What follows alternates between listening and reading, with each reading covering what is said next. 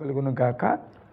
జీవన తొలి సంధ్య అనుదినమన్న అనే ఉదయకాలపు వాక్య ధ్యానములకు మిమ్మల్ని ప్రేమపూర్వకంగా ఆహ్వానిస్తూ నా నిండు వందనాలను తెలియపరుస్తున్నాను. ప్రభునందు మాకు అత్యంత ప్రియమైనటువంటి దేవుని పిల్లారా ఎలాగున్నారండి?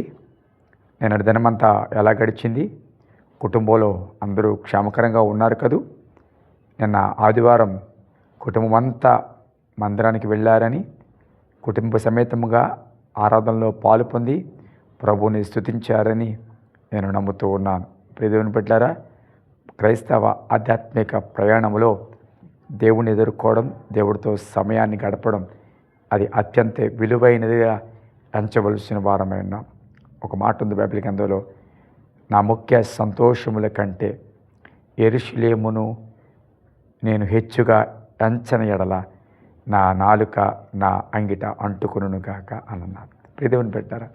కాబట్టి మరి నేను దినమంతా కూడా దేవుడు ఆరాధనలు మీతో మాట్లాడి ఉన్నారని, ఆరాధనల ద్వారా మీరు దేవుళ్ళు బలపరచబడ్డారని నేను నమ్ముతూ ఉన్నాను. దేవుడు మనల్ని ప్రేమించి మరొక శ్రేష్టమైన దినాన్ని అనుగ్రహించి ఉన్నారు. ఈ వారమంతా కూడా మీ జీవితంలో క్షేమకరంగా నడవాలని, మీరు తలపెడుతున్న ప్రతి కార్యములోనూ దేవుడు తన సహాయాన్ని అందించాలని నేను మనసారా కోరుతూ ఉన్నాను. ఈ ఉదయకాలం ఒక మాటను నేను మీ దృష్టికి తీసుకురావడానికి ఇష్టపడుతూ ఉన్నాను. ఎఫెసీయులకు రాసిన పత్రిక 4వ అధ్యాయము 1వ వచనం. కాబట్టి మీరు సమాధానమును బంధం చేత ఆత్మ కలిగించు ఐక్యమును కాపాడుకున్నట్టు యందు శ్రద్ధ కలిగిన వారే. ప్రియదేవుని బిడ్డలారా, కొన్ని కాపాడుకోవడంలో చాలా అవసరం. జీవితంలో సాక్ష్యాన్ని కాపాడుకోవాలి, రక్షణను కాపాడుకోవాలి, జీవితంలో దేవుడితో ఉన్న సహవాసాన్ని కాపాడుకోవాలి. ఇక్కడ ఆత్మ కలిగించు ఐక్యమును కాపాడుకున్నాడు. ఎప్పుడు కూడా ఐక్యతను కాపాడుకోవాలి. అది కుటుంబంలో కావచ్చు, సంఘంలో కావచ్చు. ఐక్యత ఈరోజు ఆ ఐక్యత లోపాలు కనబడుతూ ఉన్నాయి. కుటుంబాల్లో ఐక్యత లేదు, సంఘాలలో ఐక్యత లేదు. ఆ ఐక్యతను ఫలించకుండా చేసేస్తున్నాడు సాతాను. ఐక్యత ఉన్న చోట బలం ఉంటుందని తెలుసు, కానీ ఆ ఐక్యతను పాడు చేస్తూ మీరు ఐక్యత లేకుండా చేసేస్తున్నాడు. దేవుని బిడ్డలారా, ఐక్యతను కాపాడుకోవడంలో మనం శ్రద్ధ వహించాలి. ఐక్యతకు పోవడానికి, అనైక్యత రావడానికి కారణాలు ఏంటో ఎంచి, ఒకవేళ ఒకరి మీద ఒకరు చెప్పుకోవడమా, లేకపోతే ఒకరి గురించి ఒకరు మాట్లాడుకోవడమా, లేకపోతే బాధ కలిగించే నీ నోటి మాట, లేకపోతే వారికి ఇబ్బంది అవమానం కలిగించే నీ ప్రవర్తన, అనైక్యతకు కారణమైనవి ఏదైతే ఉంటాయి అవి తీసివేసి ఐక్యతను కాపాడుకోవడం. ఆత్మలో ఐక్యత కూడా మనకు అవసరం. సంఘములో ఆత్మలో ఐక్యత ఉండాలి. 100 మంది ఉండొచ్చు, 200 మంది ఉండొచ్చు సంఘంలో, కానీ ఆత్మలో ఐక్యత ఉన్నప్పుడు అక్కడ దేవుని కార్యాలు జరుగుతాయి. ఇంకా రెండవది, యాకోబు రాసిన పత్రిక 1వ అధ్యాయము 27వ వచనము.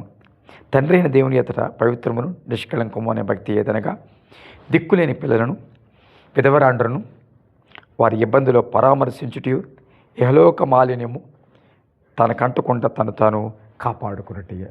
చూసారా, భక్తి ఎంత ప్రాముఖ్యమో ఇహలోక మాలిన్యం అంటుకోకుండా బ్రతకడం అంతే, కాపాడుకోవడం అంతే ప్రాముఖ్యం. భక్తి దిక్కులేని పిల్లల విధవరాండ్రను వారి ఇబ్బందుల్లో పరామర్శించడం అంత మాత్రమే కాదండి. కొంతమంది భక్తి సోషల్ వర్క్, సేవా కార్యక్రమాలు బహుబలంగా చేస్తారు, చాలా బాగుంటుంది. ఇలాంటి కార్యక్రమాలు చాలా చురుకుగా పాల్గొంటారు. కానీ అదొక్కటే సరిపోదు, ఇహలోక మాలిన్యము తనకంటకుండా కాపాడుకోవాలి. అవును ప్రియబిడ్డలారా, రెండవది ఏం కాపాడుకోవాలి తెలుసా? ఇహలోక మాలిన్యం. ఈ లోకంలో ఏ మాలిన్యం అంటుకుంటుందో, ఎటువంటి అపవిత్రత అంటుకుంటుందో, బయటికి వెళ్ళినప్పుడు ఎంతో దుమ్ము పడుతుంది. వచ్చాక స్నానం చేస్తామా లేదా? ఏ మరకంటుకున్నా, ఏదంటుకున్నా ఒంటికి అది వెంటనే మనం శుభ్రం చేసుకుంటాం కదా. ఇహలోకమాలి అంటుకుంటుంది. ఇహలోకమాలి నాకు అంటుకోదు, ఏవి నేను అంటుకునేలా ప్రయత్నం చేయట్లేదు అనుకోవద్దు. ఇహలోకమాలి అంటుకుంటూ ఉంటుంది. దాన్ని కాపాడుకోవాలి. అది అంటుకోకుండా దాన్ని ఎప్పటికప్పుడు శుభ్రపరుచుకుంటూ కాపాడుకోవాలి. దేవుని బిడ్డలారా, రెండవది ఇహలోక మాలిన పాపంలో పడిపోకుండా, అపవిత్రతలో పడిపోకుండా, లోకంలో పడిపోకుండా, దేవునికి దూరమైపోయి పరిస్థితుల్లో పడిపోకుండా, లోకం వైపు ఆకర్షించబడకుండా, లోతు భార్యలాగా ముందుకు వెళ్తూ వెనక్కి తిరిగి చూసిన పరిస్థితులు అనుభవాలు రాకుండా ఇహలోక మాలిన్యాన్ని అంటుకోకుండా కాపాడుకోవాలి. ఇక మూడవది ద్వితీయోపదేశకాండము 4వ అధ్యాయము. ద్వితీయోపదేశకాండము 4వ అధ్యాయము 9వ వచనం. అయితే నువ్వు జాగ్రత్త పడము, నువ్వు కన్నులారా చూచిన వాటిని మరువక ఉండినట్లు, అవి నీ జీవిత కాలమంతయు నీ హృదయంలో నుండి తొలగిపోకుండానట్లును నీ మనస్సును బహు జాగ్రత్తగా కాపాడుకోవడం. మనస్సును జాగ్రత్తగా కాపాడుకోవడం. ప్రాకారము లేని పురం ఎలాంటిదో తన మనస్సును అణుచుకోలేని వాడు కూడా అంతే అని వాక్యం చెప్తుంది. మనస్సును కాపాడుకోవడంలో చాలామంది ఈరోజు ఫెయిల్ అవుతున్నారు.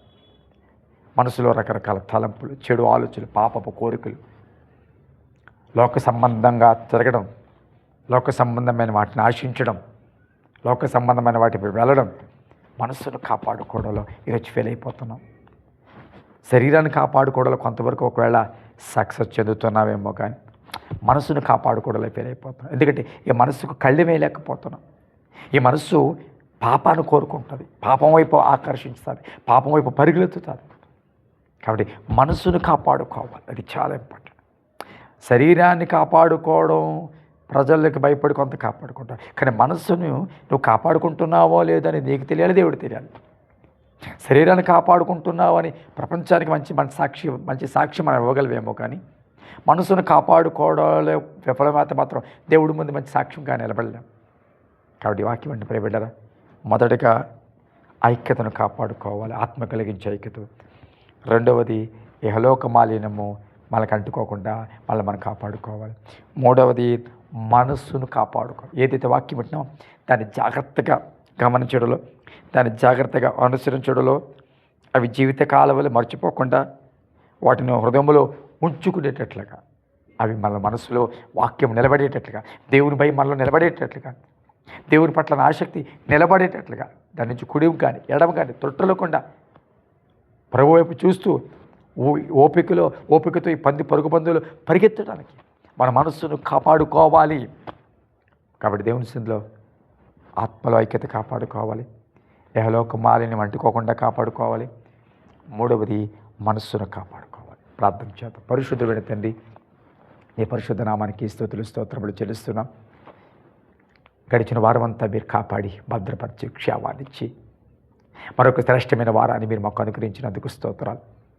నిన్నటి దినము ప్రభా ఆదివారపు ఆరాధనలు మేమందరం కుటుంబాలతో సహా మా వీక్షకులు వారి యొక్క ఆరాధనలో వారికి సంఘాలలో పాలు పొందడానికి కృప చూపించారు. స్తోత్రాలు. మరొక నూతన వారము నూతన దినము ప్రారంభించుండగా నీ కృప మాకు తోడుగా ఉండనివ్వండి. ఉదయకాలం మీరు మాట్లాడుతున్నారు నాయన, ఏం కాపాడుకోవాలో, ఆత్మలైక్యత కాపాడుకోవాలని, ఇహలోక మాలిన్యాన్ని అంటుకోకుండా కాపాడుకోవాలని, మనస్సును కాపాడుకోవాలని మీరు మాట్లాడుతున్నారు. ఇవి కాపాడుకుంటూ ఆత్మీయతలో కొనసాగలిగిన కృప దయచేయండి. ఈ వారం అంతా కాపాడండి, భద్రపరచండి. అన్ని విషయాల్లో కూడా బిడ్డలకు మీ సహాయం అందించండి.